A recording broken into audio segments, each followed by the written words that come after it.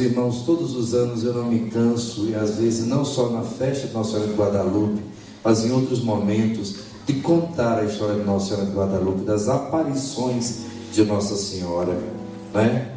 Porque é uma história muito bonita, e não é uma história apenas do continente, como muitas aparições de Nossa Senhora do continente europeu, não, mas do nosso continente.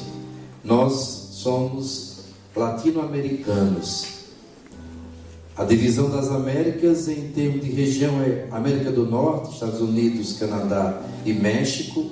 América Central, vários países ali, o Caribe e vários países. E nós somos da América do Sul, Brasil e alguns outros nossos vizinhos, somos sul-americanos.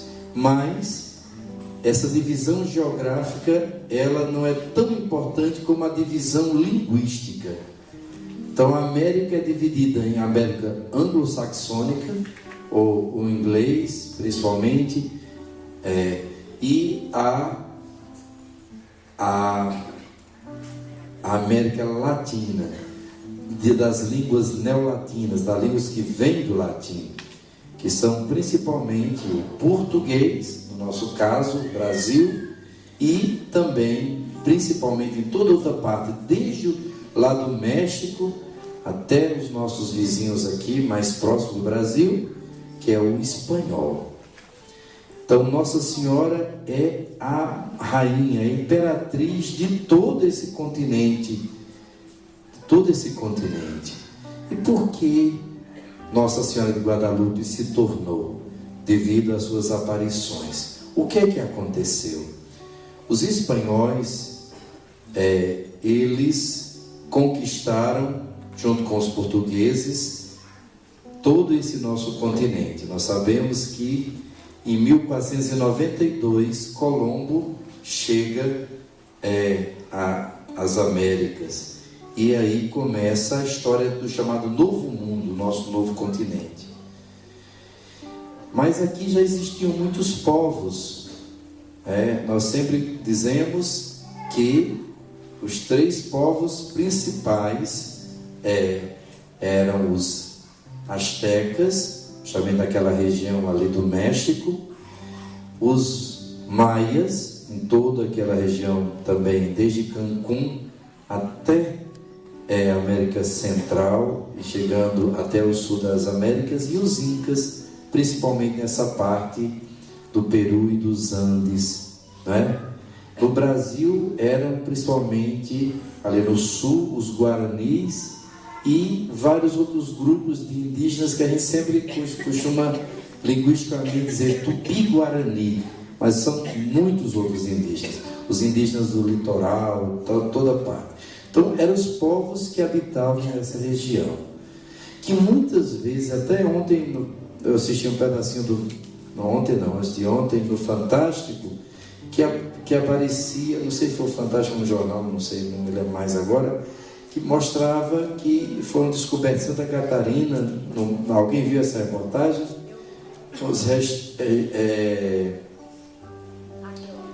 Os arqueólogos estavam descobrindo pedaços de cerâmica, mas também descobriram bolinhas que eram feitas, contas que eram feitas em Veneza, chamado contas venezianas, que eram artigos de troca dos portugueses, dos europeus em geral, com os indígenas. Inclusive, não pensemos que os indígenas eram pessoas muito fáceis, ou que foram apenas vítimas, né? Entre eles mesmos, e por isso que houve a conquista dos portugueses, além das armas, mas também porque entre os indígenas existiam muitas rivalidades, muitas guerras. No México, por exemplo, quem dominava eram os astecas. Naquele tempo era Montezuma, o grande imperador asteca. Mas o povo asteca era um povo extremamente guerreiro, um povo que nas suas festas oferecia sacrifício humano. Era uma honra, uma virgem ser sacrificada e se oferecer seu sangue, ao Deus Sol, Eles pensavam assim: se não oferecesse quase todos os dias uma vítima humana, sangue humano, para o Deus Sol, no outro dia ele podia não nascer, então aí perderiam a vida. Então era um povo extremamente guerreiro. Eles pegavam o coração dos inimigos, arrancavam, partiam no alto daquelas pirâmides e ofereciam o coração pulsando, vivo ainda aos deuses. Eram pessoas extremamente cruéis, rituais pagãos muito terríveis, não é? Claro, tinha os seus valores, tinha a sua cultura, mas não pensemos, inclusive muitos outros povos indígenas, inclusive do qual Juan Diego fazia parte, temia e eram escravizados pelos astecas. Por isso que eles se juntaram, foram os primeiros a se juntar aos espanhóis, quando em 1521 Fernão Cortés chega e começa a conquista. E a conquista da coroa foi muito difícil. Se juntavam com aqueles outros índios que queriam ver-se livre do domínio dos astecas, e começaram, e era muita morte, muita mortandade, né? E a igreja, com medo de perder a oportunidade de evangelizar, muitas vezes veio. Então muitos índios não entendiam. Por exemplo, conta muito o testemunho que os primeiros que vieram foram os franciscanos, ali no México, por exemplo. Eram homens muito pobres, muito simples, muito santos. Eles não entendiam como é que aqueles generais espanhóis chegavam dentro daquele pobre frade e se ajoelhavam, beijavam a mão. Eles ficavam encantados com o testemunho daqueles frades, o esforço deles pela fé que eles tinham, pelo testemunho de vida, mas eles não podiam aceitar aquela fé. Por quê? Porque os espanhóis também matavam, abusavam das mulheres, eram genocídios, era muita injustiça. Então, em 1521, começa a haver a pacificação. A coroa espanhola domina completamente, o Império Azteca cai. Por exemplo, quem foi um dia na Cidade do México vai entender bem o que eu estou falando. Onde é hoje a catedral, chamada Zócalo, a praça central, onde é hoje a catedral da Cidade do México, ali era o grande centro do povo azteca. Tinha uma pirâmide muito grande, eles ofereciam sacrifícios, se reuniam ali, eles faziam seus cultos, ali eles se reuniam, e ali aquilo foi destruído e foi construído. Então, sobre aquelas ruínas foi construída uma outra civilização. Mas como de povos tão diferentes, o índio, que era o povo daquela terra, com o europeu. Eram duas culturas que, mesmo que tivesse a fé ali, mas não se misturariam. Então os índios foram vencidos, foram subjugados, mas pouquíssimos aceitavam ser batizado, porque ser batizado, você perdia o seu nome indígena, você perdia, agora você não ia mais adorar diversos deuses, não adorava mais o sol, a lua, as estrelas, né? Mas adorava o Deus vivo e verdadeiro, a Santíssima Trindade.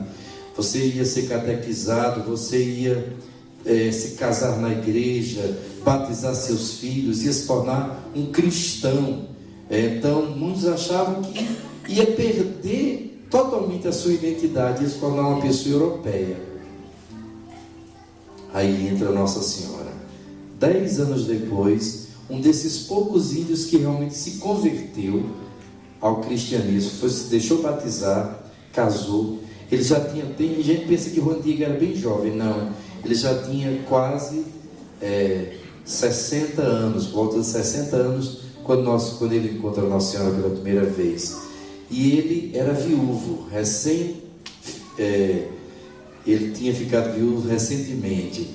Quando ele viu aquele frade, ele tem um frade muito santo, que ele te admirava muito. Então ele foi conversar com aquele frade, e ele gostava muito de uma moça, né, uma indígena, e eles então se casaram.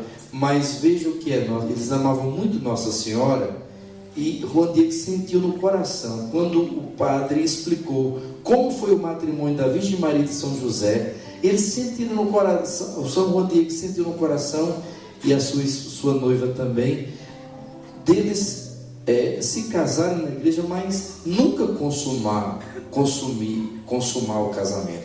Não que o sexo dentro do casamento, a consumação, não seja, pelo contrário, né? Mas eles sentiram um apelo de viver a castidade. Então era um casamento realmente assim especial. Eles já tinham certa idade, então um amava muito o outro, eram grandes amigos, grandes irmãos, mas se dedicavam mais à oração. O líder espiritual daquela aldeia era Juan Bernardino, que era o tio de Juan Diego, que foi o primeiro que se converteu, depois foi levando a doutrina para toda a família, para toda a aldeia. E Juan Diego então passa por uma grande tristeza. Logo, uns 2 anos depois do casamento, sua esposa morre, acometido de uma doença. Ele fica viúvo. No lugar de se revoltar contra Deus, ele fez de Deus a sua resposta. Ele fez da Virgem Maria o seu consolo.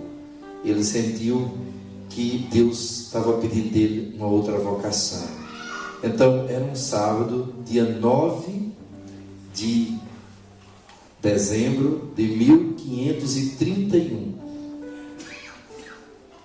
E Juan Diego vai para a cidade do México, né?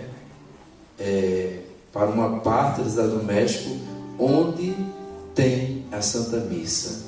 São cerca de, hoje seria por volta de uns 8 a 10 quilômetros. Ele vai a pé, ele vai até a igreja de Santiago Maior, que é a paróquia onde ele frequenta. Ele vai de madrugadazinha, e ele vai no sábado, porque o sábado é dedicado a quem? Nossa Senhora, e ele quer participar da missa em honra a Nossa Senhora. Depois ele quer fazer a catequese, ele quer ser catequizado, depois vai voltar para casa. E ele está caminhando, e ele vai passando perto de um monte muito pequeno, que já se cultuava. Os índios antigamente cultuavam a deusa mãe dos indígenas, que era chamada Mãe da Misericórdia, mas na realidade era representada por uma deusa como fosse uma serpente. E ela queria o sacrifício de crianças. Então, aquele monte era considerado um monte de idolatria, sagrado para os indígenas que não se convertiam. Mas então ele vai passando, ele vai rodeando aquele monte, e de repente ele escuta um canto de pássaros. Imagina, de madrugadazinha, canto de pássaro, ainda está meio escuro as coisas assim, o dia nem raiou ainda. Ele escuta um canto de um pássaro, e o índio, ele é muito atento a esses sons, e aquela melodia o eleva, e surge no seu coração um desejo muito grande de subir, deixar o seu caminho e subir até o alto do monte. E ele diz que ele vai sendo levado por aquele canto. Quando ele chega, uma surpresa, ele vê Nossa Senhora tal como ela se representa aqui. Ela está vestida de rainha asteca, de imperatriz, como a imperatriz, a esposa de Montezuma, por exemplo, se vestia assim. Ela está, o manto azul é da realeza, mas ao mesmo ela é esposa, ela é casada, ela está grávida, porque ela usa esse lencinho aqui, e isso aqui para os indígenas somente as mulheres que estavam casadas e grávidas usavam, mas ao mesmo tempo ela usa determinados adornos que são próprios das virgens. Então Nossa Senhora é imperatriz, é rainha, ela é casada, que é casada com São José, está grávida, mas ela ao mesmo tempo é virgem, né? Ela tem afeição indígena, ela está de mãos postas e ela se dirige a Juan Diego. Ô Juan Diego, ô Juanito, meu pequeno, mais pequeno dos meus filhos, quem sois, senhora minha? Eu sou a sempre virgem mãe do Deus vivo e verdadeiro, por quem tudo vive. Que queres de mim? Quero que você vá até o bispo e que diga para ele que eu, a mãe de Deus, quero que ele construa aqui neste monte uma casa para que eu possa remediar todos os males dos meus filhos. Eu quero que você vá lá e diga para ele, meu filho, ele é uma alma tão pura, é uma alma tão boa e ama tanto Nossa Senhora, que ele, meio extasiado, e ele diz assim que ele estava tão encantado, porque ali no alto daquele monte só tinha pedras e espinhos, né? Mas quando Nossa Senhora chegou, ela espargia uma luz tão linda, que as pedras pareciam de prata, de ouro, os espinhos. Ou seja, quando Nossa Senhora está presente na nossa vida, por mais que só tenha pedras e espinhos, tudo fica bonito. Assim foi como Juan Diego, inebriado por aquela beleza, ele diz, pois não, minha senhora. E ele sai correndo e chega e diz para os empregados do bispo, eu quero falar com Dom João de Zumárraga, que era um frade franciscano eleito primeiro bispo da cidade do México. E os funcionários perguntam, o que é que você quer? Um índio recém-convertido, um índio que não tem muita cultura nem muita liderança. O que é que ele quer conversar com o bispo? O índio ainda está sendo catequizado, não é? O que é que ele quer conversar com o bispo? Mas ele insiste tanto. Lá vem Dom João Juan de Zumárraga, um homem santo, sábio, prudente, muito pobre, um homem que defendeu muitos indígenas dos abusos dos colonizadores espanhóis, e um homem muito firme ao mesmo tempo, daquela região lá na Espanha, onde existia o culto a Nossa Senhora de Guadalupe.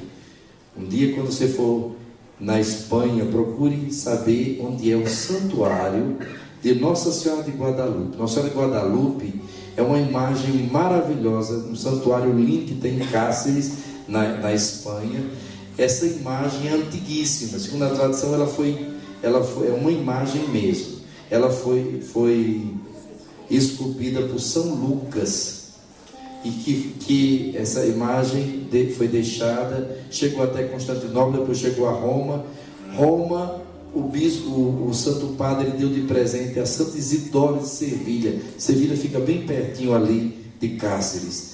E ela estava em Sevilha, mas quando os muçulmanos tomaram conta de Sevilha, essa imagem foi tirada da igreja e foi no interior, lá em Cáceres, no meio de uma montanha. Ela foi enterrada para que ele não fosse profanado, que era uma imagem milagrosa, uma imagem preciosa. Tempos depois, Nossa Senhora aparece e eles cavam e encontram a imagem, e ali eles constroem o grande santuário. Então esse santuário já existia, Nossa Senhora de Guadalupe, e o bispo São Juan de Zumárraga, que era o bispo franciscano, ele conhecia muito bem, tinha grande devoção. Inclusive Cristóvão Colombo, que foi patrocinado pela rainha Isabel da Espanha, quando antes dele vir descobrir as Américas, ele foi nesse santuário e nos pés de Nossa Senhora de Guadalupe, naquela imagem, ele fez um voto que consagrava a Nossa Senhora toda a sua viagem. Então, Nossa Senhora de Guadalupe já começou com esse título. Vocês estão com sono, né? E a história está grande, e o Frei vai inventando, nem uma aula de história, tá? Só quem gosta muito de história. Quem não gosta começa a dormir. Mas tá bom. Então, bispo chega, olha para o índio e diz: pois não, meu filho, o que você deseja? Olhe, eu vi Nossa Senhora Santa Mãe de Deus apareceu para mim. Aonde, meu filho? No Monte Tepeac. Ah, naquele monte onde adoravam lá aquela deusa falsa? É, lá. E ela diz que é para o Senhor construir uma igreja lá naquele monte, que ela vai ajudar todos os males dos seus filhos dessa terra. O bispo olhou assim bem para ele. Tu imagina um índio recém-convertido.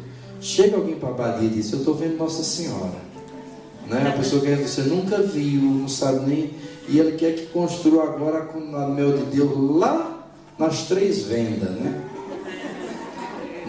O que é que o bispo vai pensar? O bichinho deve estar com algum problema. Olha, volta para casa, meu filho, depois eu vou lhe escutar mais direito. Vá direitinho, pense. O indinho sai tão triste. Volta, Nossa Senhora está esperando no TPA.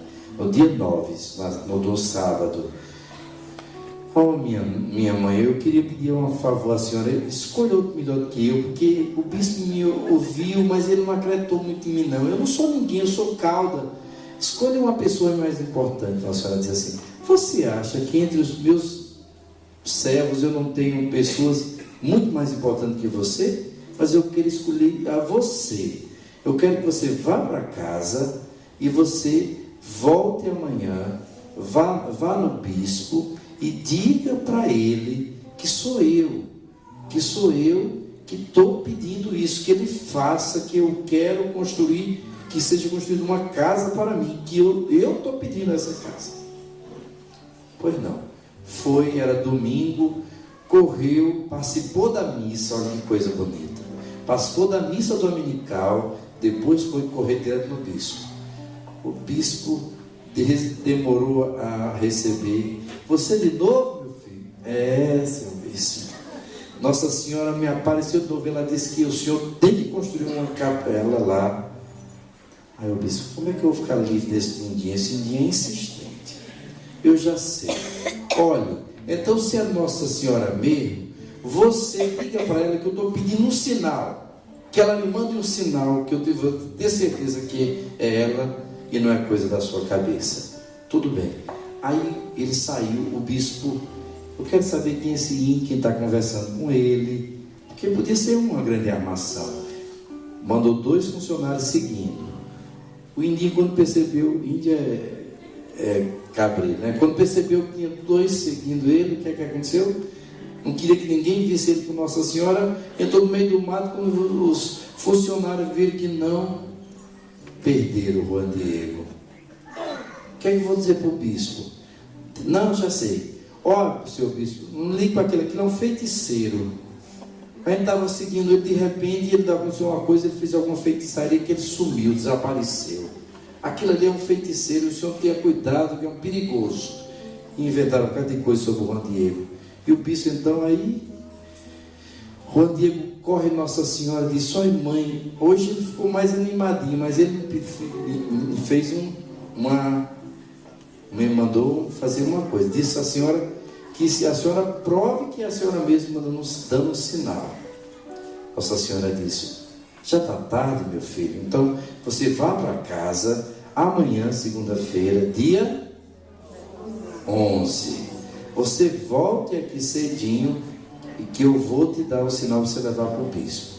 Ele chega em casa, o que aconteceu?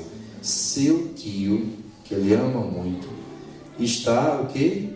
Doente, está de cama, né? E ele tem um pressentimento que ele vai morrer. Então ele diz: Juan Diego, meu filho, eu sei que eu vou morrer, mas como cristão católico eu só quero morrer com os sacramentos. Então amanhã cedinho você vai correndo lá na cidade do México, lá em Tlatelolco, que é São Tiago, o bairro chama Tlatelolco, e você vai trazer um sacerdote, ele vai me dar os últimos sacramentos. Olha a obediência, olha a caridade, como é importante. Ele: tudo bem, tio. Ele vai, quando ele chega perto de pé, ele diz: se eu for pelo caminho, ela vai me estar lá me esperando. E eu não posso, porque o meu tio está prezando de mim. Então eu vou dar a volta, vou dar um migué em Nossa Senhora. Aí foi dar a volta. Quando ela ele deu a volta, quem estava lá do outro lado? Fugindo de mim, meu filho. Não, minha mãe, um servo teu, meu tio, está doente, precisando muito de um sacerdote. Aí Nossa Senhora, não se preocupe. É aquela velha frase que ela disse. Na verdade é muito bonita a narração que ela diz, está lá no Nican Mopoa, né? Que é o primeiro escrito sobre a aparição de Nossa Senhora de Guadalupe. Ela diz para ele: na segunda-feira me perdoe, ele não pode ir, né? Ele fica cuidando do tio. O tio vê na segunda-feira, dia 11, que ele vai precisar. Então, na terça-feira de manhã, hoje é que dia? Terça. Então, foi num dia como esse. Então, 12, bem cedinho, que ele vai dar a volta, encontra Nossa Senhora. Aí ele fala, Nossa Senhora diz: não se preocupe, não estou eu aqui que sou a tua mãe. Não se preocupe, pode fazer o que eu vou mandar, que seu tio vai ficar curado. E aí é interessante, porque Nossa Senhora manda Juan Diego subir de novo no alto do monte, e ele sobe pelo outro lado. Inclusive é tão interessante, do lado que ele sobe a primeira vez, quando a gente sobe, tem plantas e é bonito, mas do outro lado que Nossa Senhora mandou, que tem até uma imagem e vários índios, quem foi lá em Guadalupe lembra, tem muita rosa, e a rosa bonita, desse tamanho. Quem já foi na Cidade do México? Quem foi Nossa Senhora? Quem vai lá, se Deus profetiza, ou queira lá. Nossa Senhora disse que aparece em Lourdes, em Fátima, em Medjugorje, mas ela mora na Cidade do México. Ela mora em Guadalupe. Olha, você vai na casa de Nossa Senhora, que ela pediu para ser construída ali, e ali é a casa dela. Então, ele sobe, e Nossa Senhora diz: pega as rosas que você encontra lá. Lá só tinha o quê? Um dia anterior tinha o quê? 2 dias anterior tinha o quê? Pedra e espinho. Imagine, é mês de dezembro, frio, não tinha possibilidade, só pedra, um terreno terrível. Ele encontra agora umas rosas grandes, chamadas rosa de Castela. Castela é uma província da Espanha. Umas rosas lindas que eram impossíveis de ter naquele lugar, não é? Naquela época do ano, o pleno inverno. Então ele pega aquelas rosas em grande quantidade. A tilma é como essa casula, para vocês terem ideia, aqueles ponchos que o pessoal também do sul, ligado, de muito frio, usa, né? Ajeite e abençoa as rosas. E diz: leve dobrado assim, escondido, só mostre ao bispo. Quando você chegar lá, você vai dizer para ele: aqui está o sinal que o senhor pediu. Enquanto isso, Nossa Senhora corre lá e vai aparecer a quem? Juan Bernardino. E foi a ele que Nossa Senhora, por isso que o dia 12 é o dia de Nossa Senhora de Guadalupe, porque foi nesse dia que Nossa Senhora fez o milagre, e ao mesmo tempo que ela disse o nome dela, que na realidade não é Guadalupe, é um nome indígena, significa aquela que esmaga a cabeça da serpente. Como é o nome a deusa era representada por quem antes ali? Pela serpente, pelo próprio demônio. Então Nossa Senhora que esmaga a cabeça daquela falsa deusa, que na realidade é uma figura do demônio, e agora ela quer ser não adorada, ela quer ser venerada e acolhida como mãe, quer que a gente adore e sirva o seu divino Filho. Amém? Então ela diz o nome, e quando o Frei Juan de Zumárraga e os outros frades escutam o nome em Nahuatl, que é a língua dos indígenas, o nome europeu que eles acharam mais parecido com o nome que Nossa Senhora disse, que eu não sou capaz nem de pensar, vai ser o que? Guadalupe. Então eles acham então que é aquela mesma Nossa Senhora que tem o santuário lá na Espanha. Então, para vocês entenderem as coisas, estão conseguindo compreender a história? O índio chega, o bispo já está com raiva dele, já 3 vezes. Os funcionários com mais raiva ainda. Então, mas ele fica ali aguardando. E os funcionários começam a querer ver o que é que ele está escondendo, porque pode ser alguma coisa, eles estão com medo dele agredir o bispo, mas ele diz: eu só vou mostrar diante do bispo. Chega por fim o bispo: o que é que você quer aqui, meu rapaz? Mais uma vez, sim, o senhor não pediu um sinal à Nossa Senhora? Pois ela manda os sinais. Ali são vários sinais juntos que formam o grande milagre. Um dos maiores milagres da fé católica é o milagre de Guadalupe. Por quê? Primeiro, quando ele abre, as rosas caem, o bispo já fica encantado, porque rosas de Castela, naquele lugar, trazidas por um índio, naquela altura do ano, é impossível.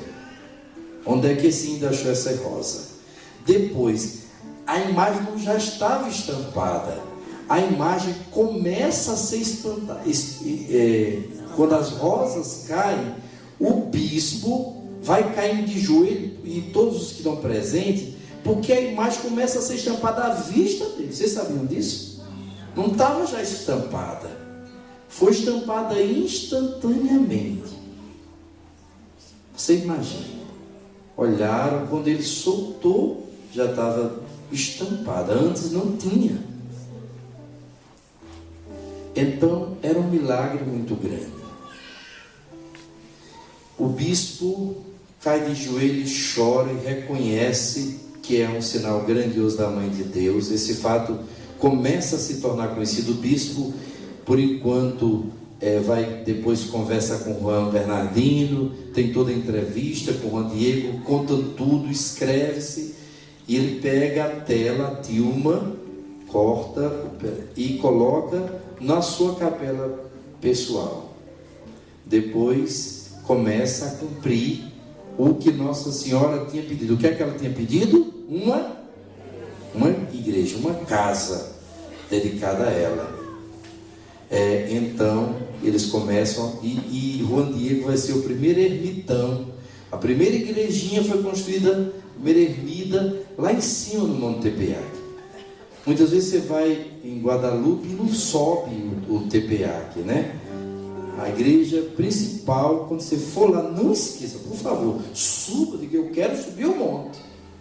Suba o monte, vá na igrejinha, é bem altinho, hoje umas escadinhas que tem que subir, né? Sobe lá no monte, faz sua oração naquela capelinha, depois dá a volta, depois apareceu uma água ali, abençoada, e já onde Nossa Senhora aparece muitas flores, muito canto de pássaro, borboletas, são os sinais preferidos de Nossa Senhora, e água benta.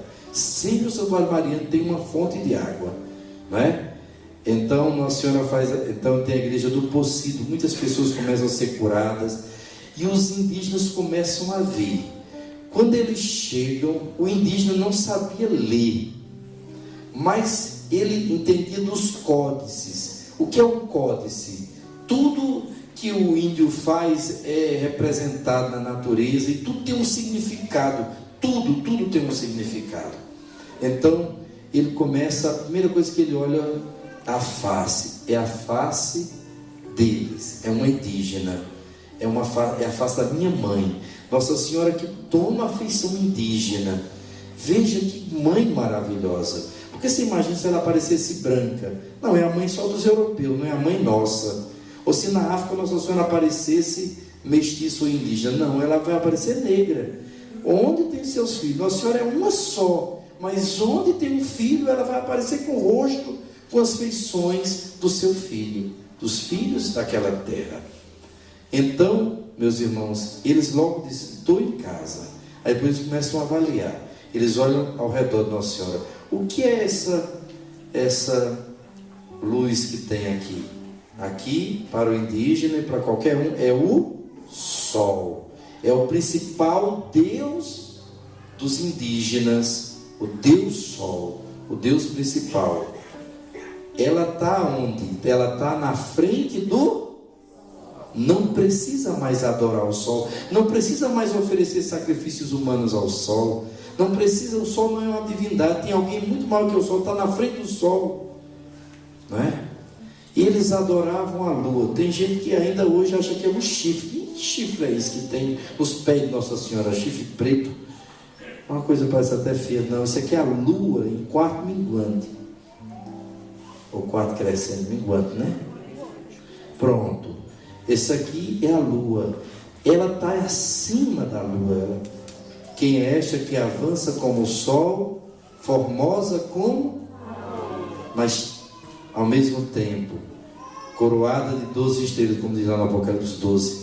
Aqui é o manto de Nossa Senhora, que são as estrelas. Eles adoravam a lua, adoravam as estrelas.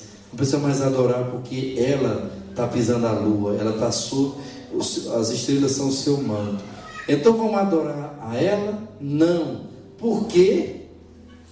Um Deus não adora outro. Ela está de mãos postas em oração e curvada. Ela está em atitude de oração, de adoração. Ela está adorando aquele Deus que os padres falam, que é invisível, mas é real. O verdadeiro sol, aquele que é o Deus Todo-Poderoso verdadeiro, Pai, Filho e Espírito Santo. Então eles entenderam imediatamente que agora deviam, com ela e como ela, adorar a Deus. E aí as conversões são em massas. Os frades que não conseguiam conseguiam evangelizar, os índios são convertidos, a igreja cresce, não é? E aí acontece outro fenômeno. Os estudiosos, gente, que Nossa Senhora é tão maravilhosa, para os espanhóis, para a igreja, ela deu uma explicação, para os indígenas outra, e para os estudiosos, porque são os mais céticos, começaram a estudar. Tudo aqui nessa tela é a imagem mais bonita. Inclusive, não sei se vocês sabem disso, isso é histórico, não é uma coisinha de internet, não, isso é histórico. Perguntaram à irmã Lúcia: irmã Lúcia, qual é a imagem que mais parece com Nossa Senhora? Ela disse: ela é aquilo mesmo que vocês veem, o rostinho dela é aquele que vocês veem em Guadalupe, é aquela formosura. Olhem bem para Guadalupe que vocês vão ver Nossa Senhora. Irmã Lúcia, vidente Nossa Senhora de Fátima. Então, meus queridos, os estudiosos começaram a ver, por exemplo, o manto é a constelação das Américas, no dia 12 de 12, que é um solstício de inverno. Naquele ano, o único ano que caiu no dia 12, tem uma certa antecedência, e na hora que Juan Diego estava segundo a tradição, estava apresentando as rosas, sua tilma ao bispo, era aquela hora que foi a hora do chamado solstício. O solstício é aquele dia onde o dia fica mais comprido, não é? É o sol principal do ano. No inverno, no caso, é o dia menor, a noite maior, isso. Então, o solstício de inverno naquele dia, segundo os astrônomos, que são cientistas, cuidado para não confundir com astrólogo. A astrologia é superstição. Por exemplo, por isso que a previsão do tempo não é superstição. A gente pode ouvir a previsão dos tempos, porque não é magia, não é previsão do futuro, no sentido de superstição, porque é uma ciência. Não é da astrologia, é da astronomia. Amém? Então, os astrônomos se encantam com o manto, né? A ponto, você pode pesquisar isso depois, eles fizeram até uma melodia. Disse que a colocação das estrelas dá para fazer uma partitura, e tem até uma melodia. É uma coisa impressionante. Depois começaram a ver todas as partes do corpo, e vocês sabem, para mim é um dos sinais mais fortes, e com isso eu termino. Nossa Senhora de Guadalupe, quando começaram a chegar nos olhos, se encantaram, que começaram a ver imagens. Quando eu estou olhando para vocês, a imagem de vocês está refletida onde? No meu olho, não é? E como é que alguém iria pintar dentro do olho de Nossa Senhora? Possível. foram aumentando isso muitas vezes, descobriram vários personagens, inclusive o próprio Juan Diego, né? Ou seja, Nossa Senhora estava ali viva, ela estava olhando aquela cena, ela não estava apenas deixando ficar numa imagem morta, mas ela estava viva naquela imagem, né? E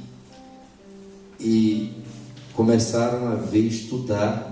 Então, todos aqueles personagens, por exemplo, o bispo ficar indo de joelhos, as pessoas, tinha até um homem negro, que era um serviçal da casa do bispo, que, como é que naquele tempo teria negro no México?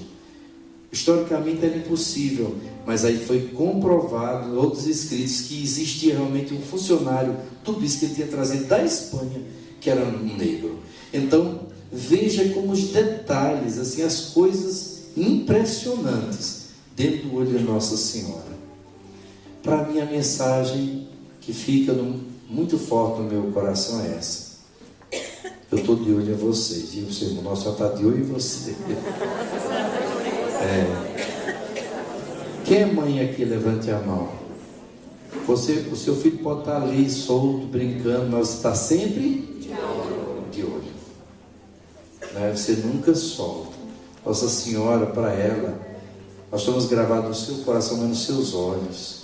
O olhar de Nossa Senhora nunca deixa.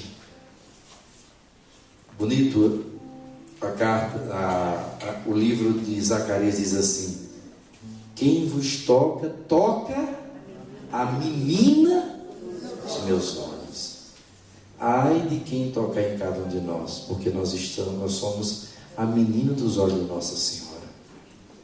Deus nos ama tanto que nos deu uma mãe maravilhosa, e essa mãe vela por nós, ela cuida de nós. Muitos já se converteram, muitas pessoas ateias, cientistas que não tinham fé nenhuma, quando começam a estudar esse quadro, esta pintura, eles ficam encantados. Uma pintura, um tecido que não passaria mais 50 anos se fosse muito bem conservado. Já tem quase 500 anos de existência e está intacto. Um tecido que, se você colocar assim no alto, você consegue ver o outro lado. É um tecido muito ralo. Nossa Senhora, que até você vê uns